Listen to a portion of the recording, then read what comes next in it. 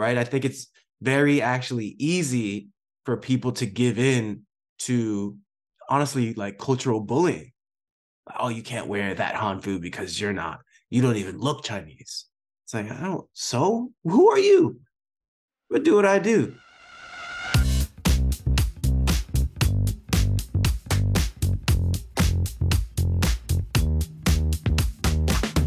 Welcome to Proudly Asian, a podcast series that tells bold and proud stories of Asians by Asians. I'm Isabel Wong, a financial journalist who wants to uncover the many Asian stories around us that are waiting to be told. There's never just one way to look at Asians.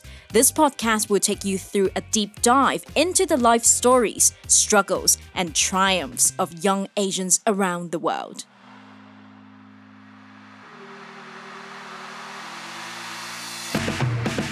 On today's episode, we have Ryan Alexander Holmes, an Afro-Asian American actor and social media influencer. Born and raised in LA by a Taiwanese mother and African American father, Ryan is also an outspoken activist about racism in America.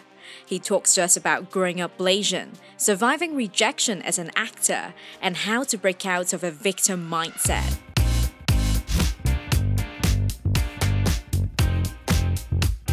Welcome back to Proudly Asian. Now, for this episode, it's very exciting because we have a guest who's joining us all the way from LA. So, welcome to Proudly Asian, Ryan. Thank you so much for joining us during the morning time in LA. Hello. Top of the morning to you from America. Great. And just before we get started with the conversation, how have you been? How's the weather in LA these days? I heard it was quite stormy lately. It's stormy right now. It was hailing. Oh, wow. Which is kind of cool. But then it didn't go away, which is not synonymous with Southern California. It's not common, right? Not common, but it's good because we were going through a drought. And now our reservoirs look like they're going to flood. They went from being dangerously low to almost flooding. So I guess that's a good thing. Yeah, at least you got your drinking water sorted for the next couple of years. Oh, yeah. Hopefully. Every few years, we're going to run out of water. And then some rain comes and then it saves us. I've been so excited about this chat because how I came across your profile was that you recently put up a post, which we're definitely going to talk about later on in the conversation. And since then, I've been following your work. You've been quite active on TikTok and also on social media, posting videos of yourself talking about Asian cultures, being Blasian, and also hanging out with your grandma. So I can't wait to hear all about that. But before we get started with the conversation, we normally do ask our guests the same set of questions to begin the episode. So why don't we start with the basics, Ryan? Tell us about your background. Who are you? What are you? And where did you grow up? Oh my God. I'm a human being. Now I am Ryan Alexander Holmes. I'm an actor, content creator, producer, speaker. I think that's what I am, those four things. I'm Black and Chinese, and I won't shut up about it. And I talk about it a lot because there is this way that society treats people, especially I think in America. That's my experience. In America, they try to put you in a box and tell you that you should act as this, as the stereotype, or as how they want you to act. And it can actually rob you of expressing yourself for who you truly are and who you're raised to be. And in my particular experience, being Black and Chinese and being seen to a lot of people as just a light-skinned Black man, I never allowed myself to be Asian outside of my own household, because I feel like I wasn't accepted by other people. So I allowed sort of society to determine who I was for a while. And I think in these past few years, I've seen past that hypocrisy, really is what it is, and started embracing myself for who I am. Not even who I want to be, but who I am. And it's allowed me to get to a place of seeing who I want to be. Right? Getting rid of all that fog. So that's what I post and that's what I share on social media. And also my social media journey has been pretty evolutionary because when I first started, I was modeling. This is when I was like in college, and that's all it was. And when I look back, because the industry was different, there weren't a lot of people of color. Actually, there weren't any really people of color. I was the only one most of the time. And on every level, like the hairstylist never knew what to do with my hair. They were people of color. You know, the creative executives and the art directors weren't people of color. So I kind of always felt like I was trying to gain validation from people that didn't look like me and people that were people of color in that industry. And looking back, I realized what that did to me. And so all this is like a course correct of what I'm doing. And also not just a course correct for me, but helping other people understand there's this whole world that you're not allowing yourself to experience because you're trying to be like the majority, right? You're trying to be mainstream. But what if you yourself expressed yourself and made that mainstream? What would that be like? Wow, that's amazing. And you did mention a little bit about how like you have fully embraced defining who you are and your own identity. And unlike a lot of mixed race kids, you don't really tell people that you're half Chinese, half African, because you have a Taiwanese mother and an African American father. But instead, you tell people that you identify as 100% Chinese and 100% African. Can you tell us more? Yeah, for me, of course, it's symbolic, but I had to say that in order to embrace both cultures fully, because society will look at people who are mixed and tell them, hey, you can't do that. You're not full black. You can't do that. You're not full Taiwanese, full Chinese. And I have just as much a claim to the culture as they do and as I want. And I'm going to live my life like that. I'm not going to live my life determined, like I said before, off of what society thinks about me, but how I want to embrace my own culture. And the blasphemy of someone telling me that I can't act the way I want to is kind of insane. It's like, who are you? You know what I mean? Are you God? You know, like you have control over me and tell me what to do? No, I'm going to do whatever I want to do. Right? I think it's very actually easy for people to give in to sort of honestly like cultural bullying. Oh, you can't wear that Han food because you don't even look Chinese. It's like, so who are you? But do what I do. You know, and I just hope that I inspire other people who have gone through similar journeys to me, who feel like they can't be a part of the culture that they have a blood right to really express that and explore that and see where that takes them. Because ultimately it's going to lead you to a place where like, okay, wow, I actually can embrace myself for who I am. What else is next for me, right? Now that I see myself as a full human being that I wasn't allowing myself to see because of what society was telling me, what do I want to do now, right? Because these are labels that they tell us we can't act as. And then when we act as who we want to act as, what's next for us?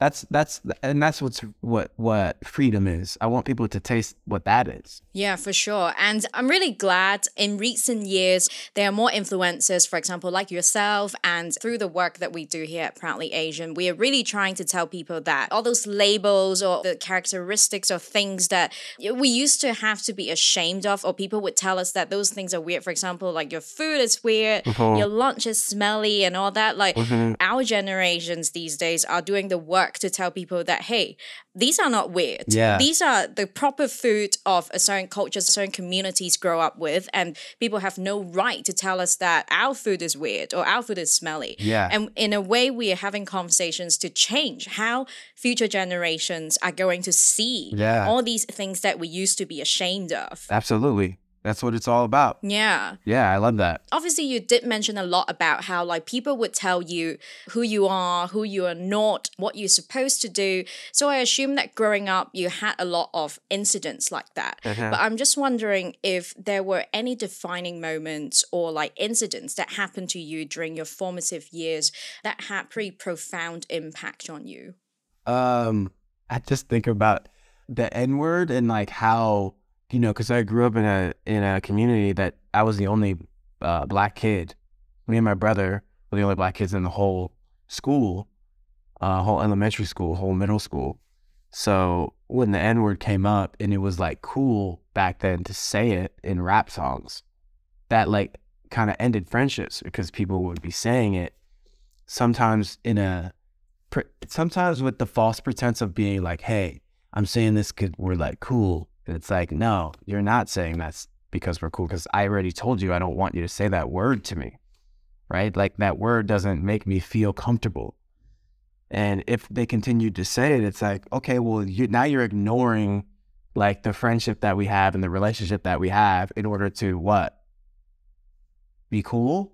I told you that that's a derogatory term and I don't want you to say it to me. So it's just those moments in childhood that were like, I felt like you're choosing to be basically prejudiced over being my friend and not listen to what I'm saying. So I think moving forward, I was like, okay, to a certain extent, I can't make society change, right? Because people are going to do whatever they choose to do.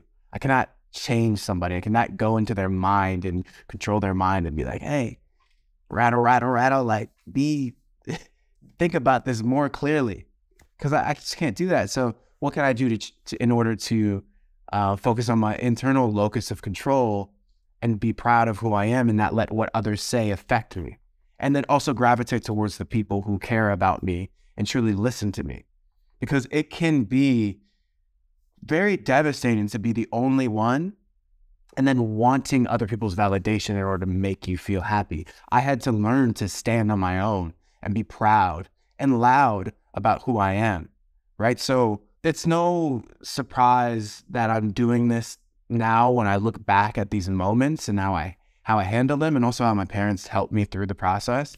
Was like, I had to sort of go on a solo mission and really investigate how I felt internally without these other people, because the outside world that I was living in did not reflect who I felt I was and who I wanted to be. I'm just wondering, through the conversations that we have on Proudly Asian, for a lot of guests, let's say Asian Americans or like mixed race kids, they always have to navigate between different cultures. The same could apply to you. I'm wondering, throughout this journey of trying to find yourself, your identity, right? Have you ever had a phase in your life where you were sort of like rejecting either side of your identity? Was there ever a moment where like, oh, it's not cool to be Asian or it's not cool to be African? Have you ever had moments like that? Yeah, I used to hide in the backseat of my car when my grandparents picking me up from school because I didn't want them to ask questions. Like, why are these two elderly Asian people picking up Ryan? Because people didn't know that I was Asian. Right? And when I was in middle school, I had moved from an elementary school to a new middle school. And to me, during that time, right, look, we're talking about like the early 2000s. There's no Asian representation. Being Asian wasn't seen as cool, as stereotypical, like the nerd, the emasculated man, like all these things, that my 12-year-old, 13-year-old brain didn't realize was being conditioned into me, right? So yeah, there's times and I've forgiven myself because my grandpa has since passed away, and I feel like I had wasted that time not being proud. And that's sort of a lesson I don't want to impart into people, is like, you don't waste time not being proud of yourself, because it'll affect your relationships with your family and the people that you love. It's a trick that like society, especially in America, with this very rich history in prejudice and racism, will do to you if you don't opt out of it. And you have to educate yourself on your history. And for me, it's like both sides. And I came to different revelations in different periods of time in my life, because also growing up, I didn't feel accepted by my Asian peers. So I felt that the Asian community didn't accept me. So therefore, how I reacted to that was like, I'm not going to be Asian outwardly. I'm not going to talk about that. I don't want to speak the language outside of my household. And what I've realized now that I'm open about talking about this is that like my Blasian self was going through this, but I didn't know that other Asians were going through it too, right? If I went back in time, I would have been out about it, and I would have tried to share this with other Asians and been like, do you feel this too? And they would have been like, yes, yes, we do. So it's just crazy how you could go through something at the same time as someone else and think you're not both going through it at the same time. Yeah, exactly. And is that how you started posting content with your grandma? Because on your social media, you have been posting vlogs of yourself hanging out with your grandma, having Taiwanese food, all that. Yeah. Is that how it started? It started way more less wholesome than that. I started posting vehemently during BLM and Stop Asian Hate, and them colliding with each other and being at odds with each other. So I was hearing a lot of racism from both sides against each other during a time where it's like, that like we should be coming together at this time, right? That what we're fighting is this ideology that's tearing us apart, and also tearing this country apart and this world apart. Why would we try to tear each other apart? That's so counterintuitive to like what we actually want. So that's sort of where I started posting content, embracing my heritage, and also just showing my family, right? Showing, not telling, to tell people like, hey, this idea that like Black people are inherently criminals and beat up Asians on sight because it's like in their blood, which is crazy, but a lot of people were saying that in comment sections. I'm like, do you not see my family? Like, are we beating each other up? No. So this idea that these people have in their minds, because they're so far away from the other community, they have no friends that represent that community, yet they talk about that community in this general wash that is so negative because I've never even interacted with someone from that community. So I offer them this image that they've never seen before, that is actually completely normal to me, but is a enigma that they've never seen before, that maybe can help rewire their brain to think in ways that aren't so prejudiced. I mean, even these days, you're saying that the image of a half African kid hanging out with his Asian family is something that people don't see as common, right? But what about back then for your parents as an interracial couple? Did they ever have to go through any sort of pressure, bias from the friends, family? Yes. Plenty.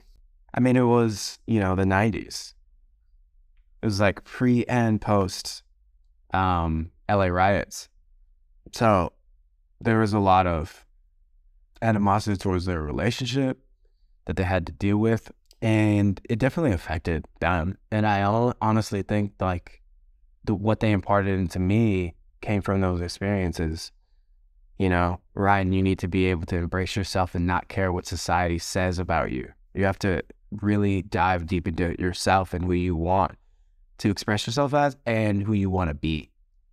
Because they had to battle with that in Los Angeles, just being together, which is so ridiculous. Two people just together, and you make all these assumptions about who they are and who they should be, when it's like, if you didn't see them as their race and all these and attach all these stereotypes and all these ideas of how they should act, then they could just live a normal life, right? But why, we want to be proud of our race and who we are. First of all, race is a social construct, period. But we want to be proud of our culture, Maybe it's not a racial conversation. Maybe it's a cultural conversation. But they attach this idea of race and all the stigmas. And they're like, what? These two people can't be together. They're traitors to their race. It's like, do you understand that you are attributing this false concept of what it means to be a race and how to act? And that's a prison. These people are living in prisons in their own mind, looking at people who are trying to be free and who are free and telling them, hey, you need to be in this prison with us. And how dare you escape this prison? Go back to your prisons because it's making us uncomfortable. And I think that's just hilarious, actually, when you really think about it. What the hell does my relationship, have to do with you? live your life. If you're happy, you won't be concerned with us, right? So this is how I've been raised. This is how I've been raised to think. And this is how I move forward in my life. And the people that I want to be around I don't want to be with these people who think that way. But unfortunately, it feels like it's the majority of society. So to answer your question, yeah, my parents had to deal with a lot of that. But I think what made them triumph is their love for each other and not letting that love sort of be diluted by how they felt like how society felt that they should interact. And it's also funny how you pointed out people are interfering with people's personal choices. I mean, there are people out there who will be like, yeah, it's completely your personal choice. It's we respect privacy until the point when they make choices that other people think are unconventional, are weird, right? That's when they start interfering. That's when they start sharing their opinions without even being invited to. So but my other question for you growing up is, I mean, other than your siblings, right? Were you ever around any other Blasian kids, or were you sort of the only one? And how do you make sense of it all? Like, did you have to do it solo? I mean, I had my brother, but we were going through different, we're like going through puberty at different times and also just have raging hormones. And we dealt with it in such opposite ways, our identities. But we always were there for each other. But identity-wise, it's like, man, my brother was very into skateboarding and skateboard culture, and I was very into basketball and hip-hop. And then we switched for a little bit, and then we came back, and then, we both got into track and field. And then, I don't know, even though my brother was right there and we always had each other's backs, like the identity journey of that time felt like I was going on it alone. Does that answer your question? I guess, kind of. Yeah. I'm not saying they aren't around, but I grew up in the UK. I had a lot of African classmates as well, but then again, like they had huge presence there. But like Asian communities, African communities could be like quite divided, and then you don't really see a lot of Blasians around. So that's why I asked, like in LA, in California, if there were a lot of them. There actually are kind of not a lot, but there's, now that I am on social media and have a presence, like I have my own community of Blasians. But growing up, I didn't have that at all. I didn't meet another Blasian until I was in grad school. So it was like a long period of time. Wow. Just like not ever having a conversation with someone who had a similar experience to me. And then when I met this Blasian kid who was Black and Chinese, he's from New York. I'm from LA. He grew up with Dominicans. I grew up with white people and Asians.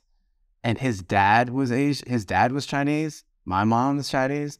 Like, we're actually, in our conversation, realized how similar we are, but like how opposite our experiences were. But how we can talk to each other on just the same wavelength because we're both Black and because we're both Chinese. And like our similar histories, he grew up in Harlem. So he definitely had, and his dad, Chinese guy, was a jazz musician. Wow. So it was so interesting hearing him say like, yeah, man, like I hang out with my Chinese family in New York and he'd take me to his jazz concerts. And I was like, wow, you even sound different than me. There's this idea that like if I ever met another Blasian who is also Black and Chinese, that we'd be like in the mirror looking at a reflection of ourselves. But I think that taught me like, oh, there's diversity in the Blasian community, like a vast amount of diversity in the Blasian, even Black and Chinese community, because we're human, right? I was like, oh, another level. Like I thought that because I have never met another Blasian before, Black and Chinese before, that they'd be just like me, right? But that was just another trick that society had played on to me, that I had allowed myself to believe, oh yeah, all Blasians are the same. So when I meet another one, we're just going to relate on every single level. There's not going to be this vast level of wealth of diversity of our experiences, That's sort of like the stereotypical agenda that is pushed into our minds, I think, as just Americans growing up and being conditioned by what we consume in the media and entertainment. Yeah. Very lazy perspective, but you had to opt out of it. Yeah, I mean, like human minds also tend to feel more comfortable around labels and Yeah. stereotypes because it helps them simplify things and see Yeah. things, in a way that they are comfortable with or like from That's a so true. perspective that they already know, right? But then there's Yeah. so much that they don't know. But the next thing that I want to talk about is, of course, the social media post that I mentioned a little earlier in the episode, which was the one that I came across also. So, a little while ago, you put up a social media post talking about how you were at an event, you were sat at a table full of Chinese, and through a conversation with them, you realized that they didn't really see you as Chinese, or they also sort of like assumed that you wouldn't really understand what they were talking about, despite I think you mentioned they grew up in the same neighborhood as you did, right? So can you Yeah. tell us what happened there? Oh my God. It was such a eureka moment for me because I'm like, oh, usually in this situation, I would like make sure they knew because I needed them to know that I'm Chinese and I fit in with them. And in the back of my mind, I realized like, oh, wait, do you need to do that? What if you experienced a moment where you just like allowed yourself to understand that you are Chinese and that you do understand all this, but not feel like you need to have the validation of them knowing and making sure that they know, you know? Because can I live for myself, right? Why does it always have to be, oh, I'm going into these situations and proving to them, hey, you had a bias and didn't know that I was Chinese. Surprise, I'm Chinese. Haha. Let me prove to you that I'm Chinese and that I do fit in here. And I'm just like, why do I need to do that? No. And sometimes and it's been a journey, right? Because I realize that it's past sort of childhood trauma, honestly, right? Listen, okay, I grew up in the most racialized time in LA between the Black and Asian community. Me and my brother were literally harassed in stores and cussed at in Chinese, right? And felt ultimately just betrayed by our own people and not seen as who we really are by our own people in our own neighborhoods, in our own grocery stores, Asian grocery stores, right? So what I realized in that moment is a lot of how I respond to things is a almost retribution towards how I was treated or how I felt I was treated as a kid by my own community. And so for me, I'm like, well, I need to put all this on my back and show these people that, hey, you were wrong when you treated me that way. And it's like, these people are not those people. And those incidents, even though they felt like that's how the whole community felt at the time, could have been isolated incidents. You know, they don't represent those people who did that to us or to me as a Blasian kid who they thought was going to steal, or they labeled as a criminal right off the bat from just seeing me. Those people don't represent the entire Asian community. If I were to believe that and continue to believe that, you know, from that past trauma that I experienced, I'd be no better than these people who categorize all Black people in a certain way, categorize all Asian, all white people in a certain way. I don't want to contribute to that ideology in any way, right? So in that moment, I'm like, let me take a step back and really feel what this feels like, but not be not allow myself to feel like because this incident is happening to me that I'm not Chinese, right? That I don't belong. No, these people are showing me that I don't belong with their actions, but that doesn't determine how I feel. So I think that moment just taught me a lot in the way that I experienced it, or allowed myself to experience it in a different way than I had before. You know, and I just wanted to share that because a lot of the times we allow what's happening to us on the outside to determine how we feel on the inside, when that's not the reality a lot of the time. Yeah, and that post I thought was really powerful because I really love how like you just mentioned, you made a really powerful and beautiful statement, as in saying that there's really no need for you to prove to anyone that you are just as Chinese as them.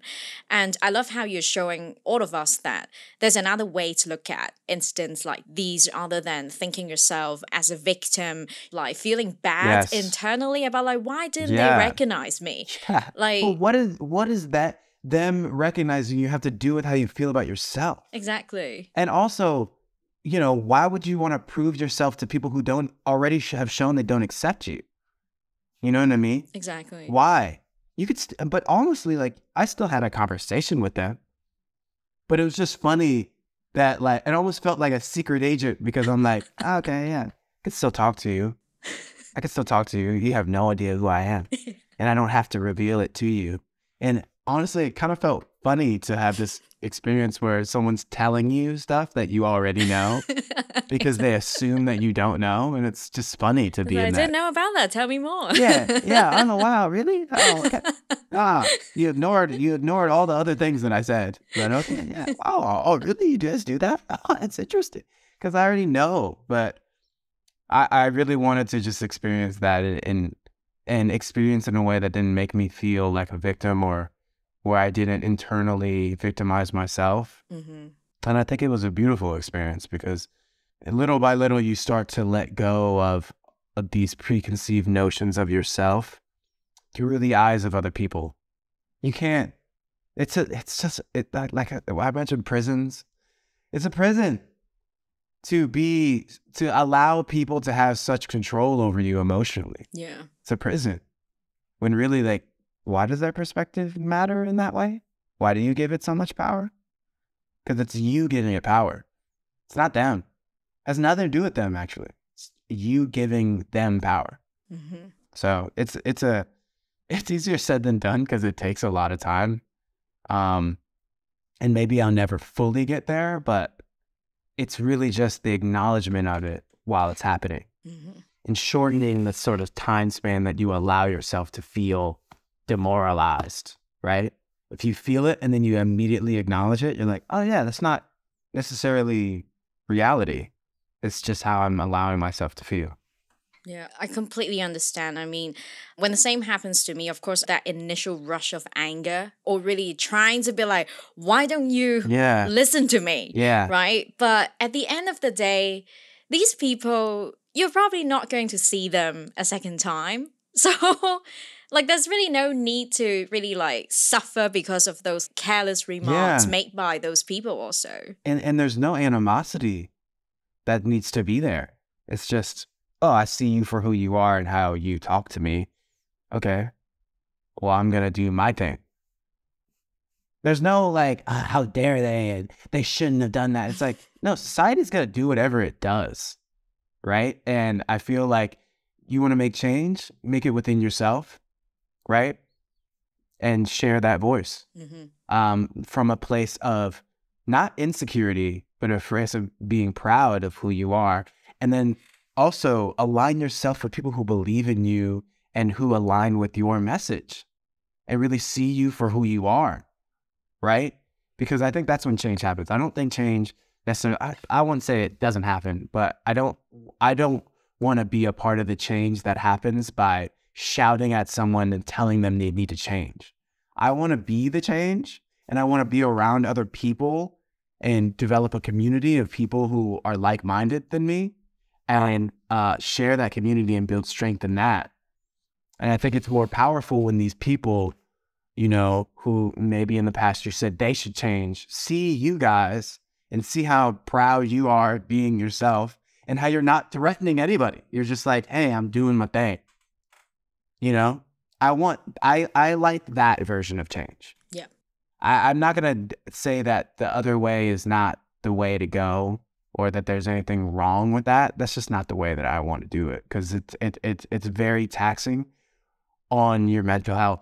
Yeah.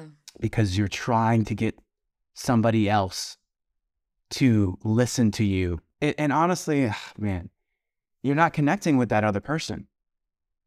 If you're telling them to change, you're kind of not listening to their perspective, because their perspective is valid. How did they get to that perspective, right? That's the conversation that you want to have. sometimes it's unbearable, you know? So honestly, coming back to finding your community, you're able to have those conversations a little easier, right? Because you're more proud of who you are. You're not coming from insecurity and just threatening them and yelling at them like, how dare you have done this to me? And they're like, what did I do to you? What are you talking about? Because they're not aware of that, you know? Yeah. There has to be compassion for that too. Like there has to be compassion and empathy for the way that they are. How did they get there? They weren't born out the womb like, I'm not going to accept anybody that doesn't look Asian to me for the rest of my life, right out the womb.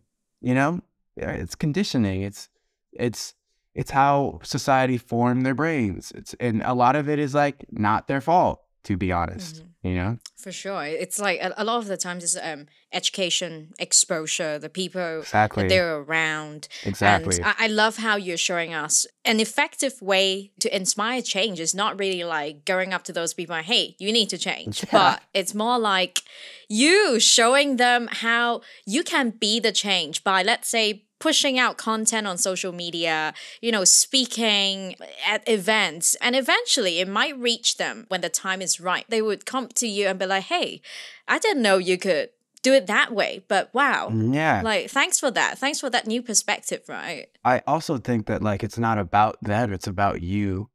Also, and this is, I don't know if this is, I hope this translates, but it's like, you find yourself. When you really find yourself, unmix all the muck and like the reasons why you feel ashamed to be who you are and the guilt of being not who you were, like you start to actually get closer to them because you realize what binds you guys together is your humanity, not like your race or these labels or these categorizations. You start to understand who you are deeply because you're finally able to embrace yourself, to go past those labels and those stereotypes, to understand your humanity. And when you understand your humanity, you understand the humanity that's in them. So you can talk to them from a place of that deep-seated humanity as opposed to like, this Chinese person is not accepting me as a Chinese person. Because that's so trivial, actually, when you think about it. What? You know what I mean? Yeah. Yeah. And you can react from a place of anger and animosity where it's like, oh, actually, this doesn't really matter, right? They don't think that I'm Chinese. What does that have to do with us actually connecting with as human beings? I can sort of let that go, maybe, and then just talk to them on a different level and then come back to them. You know what? Actually, I am Chinese and I grew up with it. Sangera, as opposed to, yeah, actually, I am Chinese and I grew up in the Sangera. You know what I mean? It's a different energy. Yeah. Right? Yeah. Like, because really you're not proving anything to them. You're proving it to yourself. And when you don't need to prove anything to yourself, then you just have the conversation. You skip all that. You skip all the threatening and the animosity and the insecurity, all of that. And I mean, just like, don't mute yourself because of them. Yeah. Be that change. Yeah. And I know we briefly talked about this earlier in the conversation, but of course, like racism is still very much something that fuels conversations, debates every day in America. Stop Asian Hate, Black Lives Matter. They speak to the very fundamental problem of systemic racism in America. And yet, like you mentioned earlier, there's still this strong sense of hostility between the AAPI community and the Black community in the States. So we do have some international listeners who might not be entirely aware of this sense of hostility. So I'm just wondering, how do you and your family make sense of it all? Whoa, I don't think there is actually making sense of it because it's nonsensical and it's not based in facts or reality. So, we sort of just live our lives in, loving each other. It's kind of funny because people be like, how do you guys just get along? It's like, what, are we supposed to not get along because of our race? We're family, Like, that's such a wild ass question for someone to ask. But I actually also understand where it's coming from. It's been so deeply ingrained in us, in this society, to think that Black people and Asian people just don't inherently get along and shouldn't. That like me just showing my family is such a mind blowing thing to see for some people. And if that's something that helps people, then yeah, of course I I'll continue to do that. But also, I just continue to do that because I'm proud of my family, and like, it's great. I already spend time with my family, so why don't I just show it? You know? Yeah, and the way that we deal with it is just by loving each other for who we are. And I think that example is sort of carries into society, and it's like, just why do you think that you can't get along? Why do you think that there's instant animosity? Why do you carry that with you? You're carrying that evil in you. And every time you interact with someone who, you know, you think is different than you, Black, Asian, white, whatever, you are a part of that evil. You're carrying it in you. In the way that you look at them, in the way that you treat them, in the way that you cross the sidewalk, in the way that you hold your purse tighter, you're contributing to the evil. And you think that you're protecting yourself, but really you're creating more animosity in the world, right? Because it's funny, because growing up as a kid, witnessing that and being treated like an outsider in like your own community, and feeling like people are scared of me, you know, I had this thought the other day. I was like, I still carry that with me.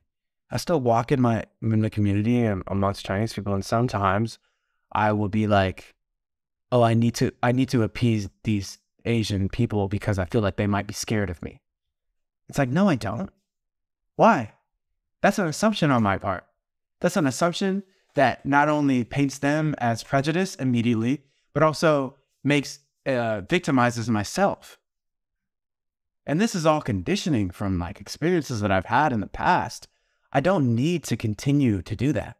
That doesn't serve me. It doesn't serve them. It doesn't make me a better person. You know what I mean? It just continues this cycle of disconnection in society. And I don't want to keep doing that. And it's just so interesting how in all these tiny ways it continues. Even in the people like me that people might say like, oh, he's past that. I'm like, no, I battle it every day in different tiny, small ways, right?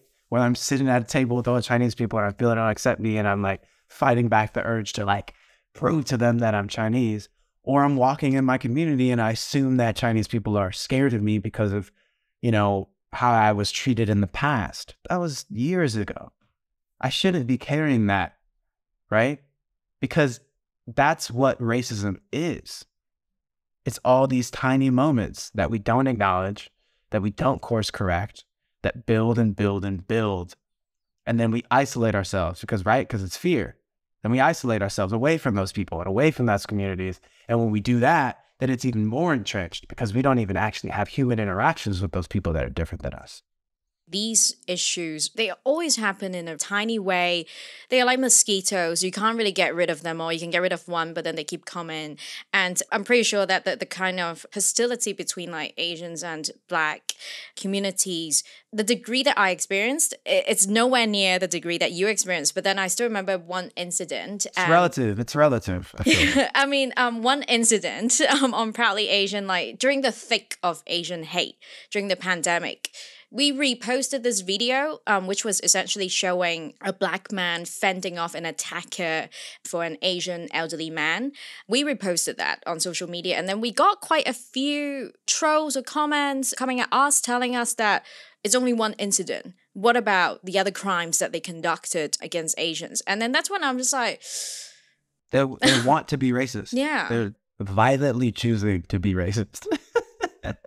You know, I don't, there's nothing we can do to change their minds. Eventually, maybe they'll be inspired to change, but I don't think that those people are the people that I'm focusing on. Mm-hmm. And maybe there's someone that can help them, but I've gone down those rabbit holes and it doesn't end well because it's a losing game trying to change their minds. Yeah, I agree. It is. Agree. All you should do is continue to be the person you are and show the world this image, and then hopefully along the lines they will change. But I've gone down some comment rabbit holes where I responded to people like this in my comments, and it just gets worse and worse. Yeah. Right? And when you think of priority, where do you want to put your time and And I'm not saying that that person's not worth saving or worth talking to. I'm just saying, what is the priority? Talking to this one racist person who's shown they're racist and shown that they don't want to change and don't want to listen, or building your community and helping the people have these conversations and develop from the inside out. That's how I see it. Yep. Yep. Yeah. I completely agree. Yeah. But so how did that interaction transpire, or where did it go from there? I mean, you know what? I just did not respond. Okay. I'm That's like, a good strategy. don't even get started It's a healthy with strategy. that, because we Yeah. both know where it's gonna go.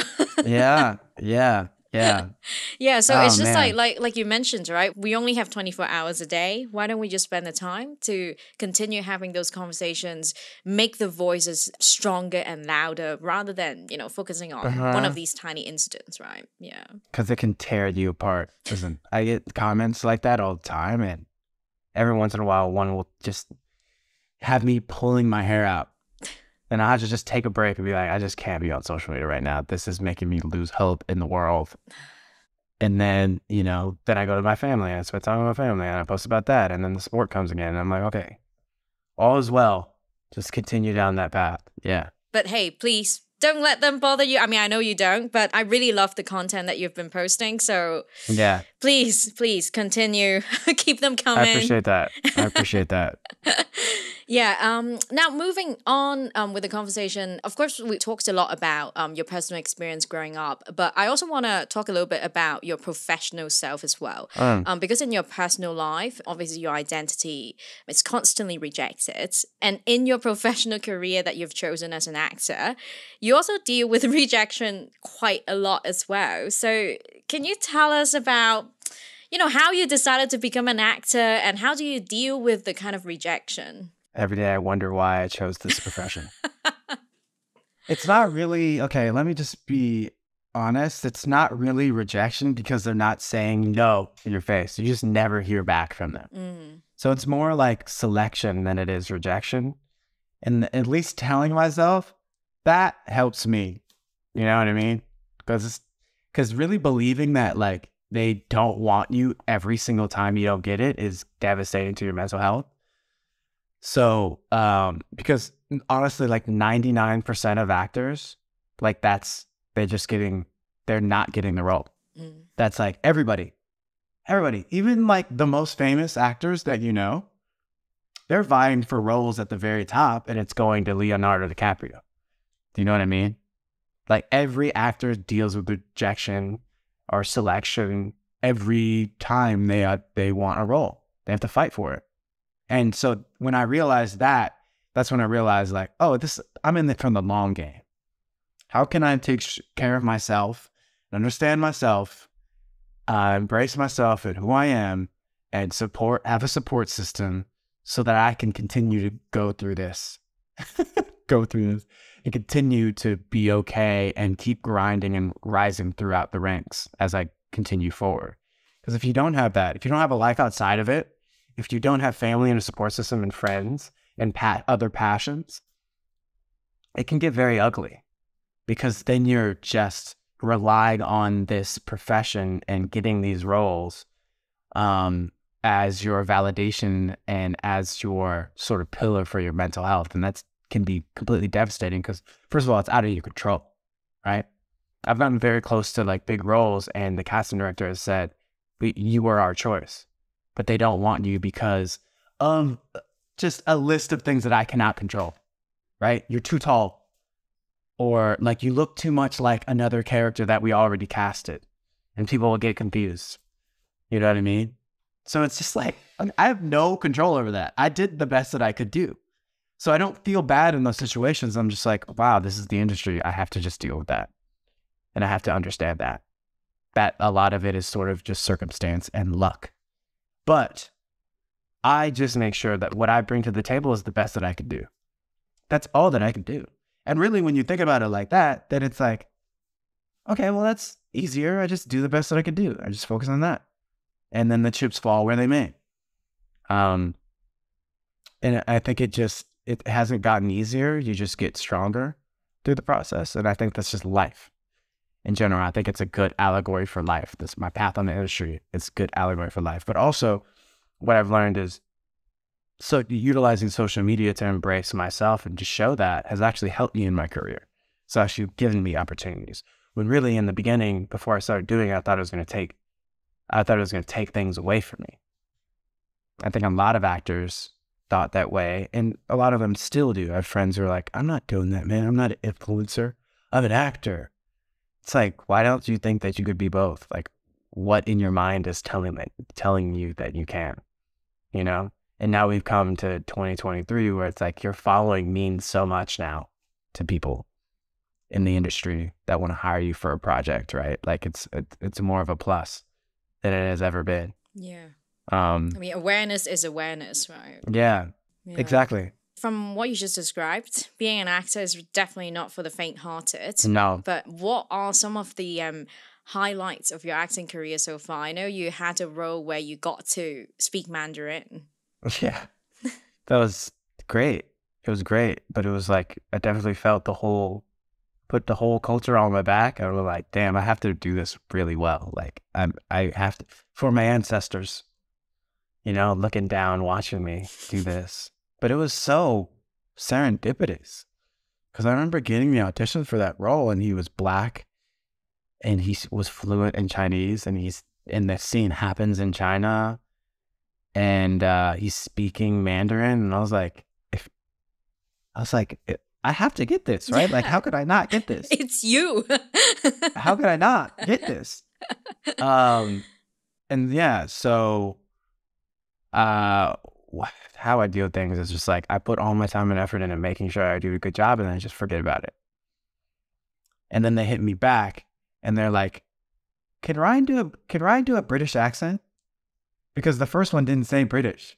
And they just tacked on a British accent. They're like, Ryan, do a British accent? I'm like, okay, sure. So now I'm doing a British accent. And in my mind, I'm like, do I have to speak Chinese in a British accent? Or do I just speak Chinese? Yeah. But I did it, and then I got it. And then it was a crazy experience because they had turned like the Anaheim train station into the Wuhan railway station. Ooh. Like the whole station. So they changed all the signage in the whole station. They had probably like 200 extras. So like Chinese military, people in Chinese military uniform, people in hazmat suits, just civilians, like with their suitcases just running around. And so it felt so real, right? Obviously the camera in your face makes you know like, oh yeah, this is not real. It's right in front of my face. And then they had a crane shot, and they had a literal train. Right? So the scene is I'm running down the stairs. I'm saying, running down the stairs. There's a camera behind me and a camera in front of me, and there's a crane swooping in, and it stops right when I get in front of the train. Then I have to deliver my lines in Chinese to the conductor and convince him to get on the train. And then I get on the train, the doors open, I get on the train, and the train goes. So there's so many moving parts, and I'm just like, oh my God, if I mess up my lines, like they're going to have to reset a whole train? Wow. Oh my God. So, wow. And this is like one of my first jobs. So I just was really happy with how I was able to do a British accent, speak Chinese, make sure I didn't mess up any of my lines, and you know, hit all my marks. And I was like, okay, yeah, I'm an actor. Of course I could do that, you know? But that was like a big challenge for me. But I'm so happy that I did it because it showed me like what I'm capable of, you know? That's amazing. What a set to be in. Yeah. Yeah.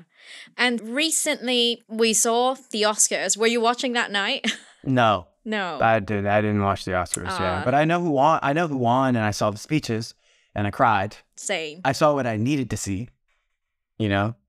I think that he's the most inspirational actor. Like his experience and his journey is the most inspirational that I've ever seen in my life. Yeah. And the way that he is so humble and so loving and supportive of other people is like, that's my dream. Like that's who I want to be. And it's just crazy that it took so long for me to see that, you know, because there's a lot of egos in this industry, and it almost feels like he is free of it because because of the journey that he experienced. He didn't let it turn him into someone who was bitter. He still retained that youthful, joyful exuberance and isn't afraid to show it. It is amazing how like his career is pretty much decades in the making. Yeah. I mean, the rejection or Yeah. the selection that he went through. Yeah. Wow.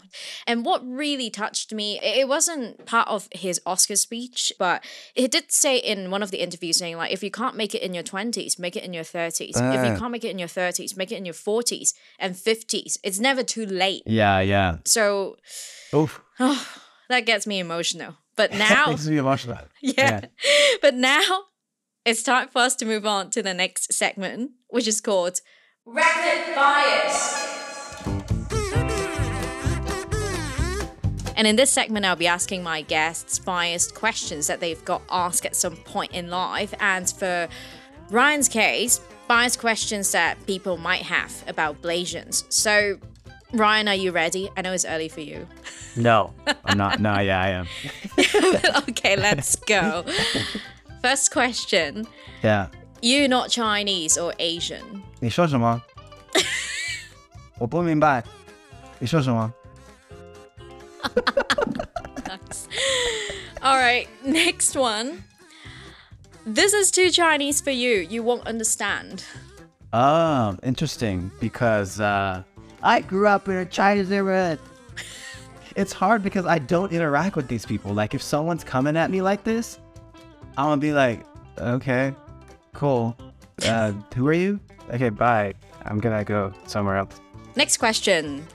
Wow, this non-Chinese guy speaks Chinese. Oh, really?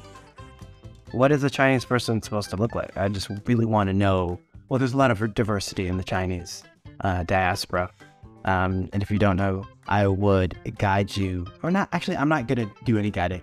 I would implore you to study that and educate yourself. I'm not going to do it, though. I'm not going to educate you because you're not worth my time. But you should educate yourself on the diversity of what it means to be Chinese. Well said. Well Now, said. now I'm walking. Can you get out of my way? I'm going this way. I don't have any more time to talk to you. Nice. Nice one. Nice one. Next one. Oof. Wow. If you have black blood, you're black. Well, of course, I'm black. I'm assuming you meant like I'm not anything else. Like the blackness just takes over. I'm assuming that's what you meant. And if you mean that, then I guess you'd need to study biology, because that's not how genetics work. I don't know what to tell you. I don't know. I mean, also, are you implying that being black is bad? Because that's weird. That's really weird. And I don't know. I wish you the best because you're racist, but I still respect you as a human. I hope you heal from this mental disease of racism that you have. Goodbye. And the last one. Stop appropriating our culture. What? Who's our?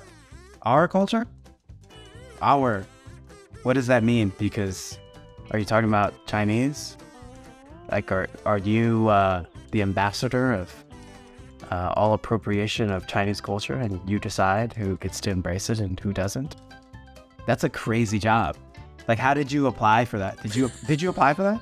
And where did you apply for it? Did you apply for it in China or Taiwan or Hong Kong? Like, where in the diaspora did you? Or are you like the Chinese American ambassador of Chinese American appropriation? Like, I want to know. I want to know where you applied so I could talk to your superiors and tell them, like, he's not doing his job correctly. Like, he needs to be trained better. Yeah. Wow. Thank you so much for this. That was fun. Yeah. Thank you for this powerful fun. rapid fires. This could be one of the awesomest that I've done on the show.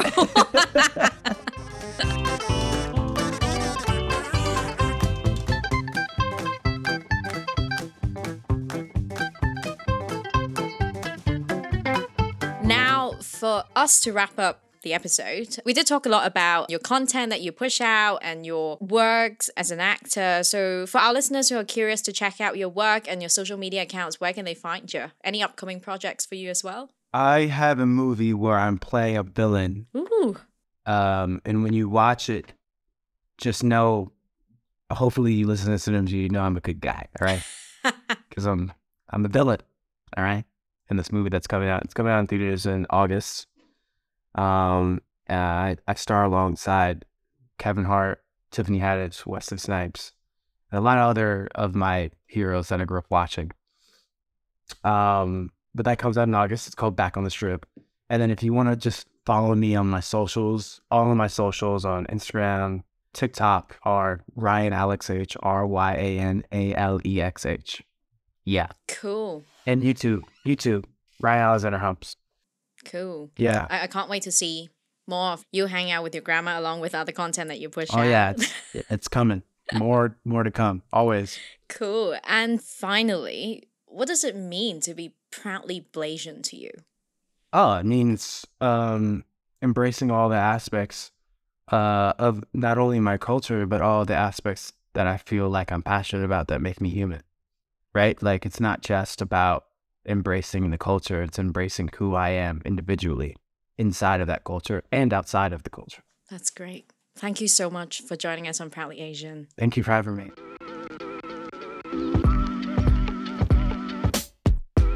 That's it for this episode of Proudly Asian. Don't forget to follow us on Instagram at proudly.asian for more content. We are on Spotify, Apple Podcasts, and YouTube. Leave us a 5-star review on wherever you get your podcasts. Thanks for tuning in and signing off for now. I'm Isabel Wong.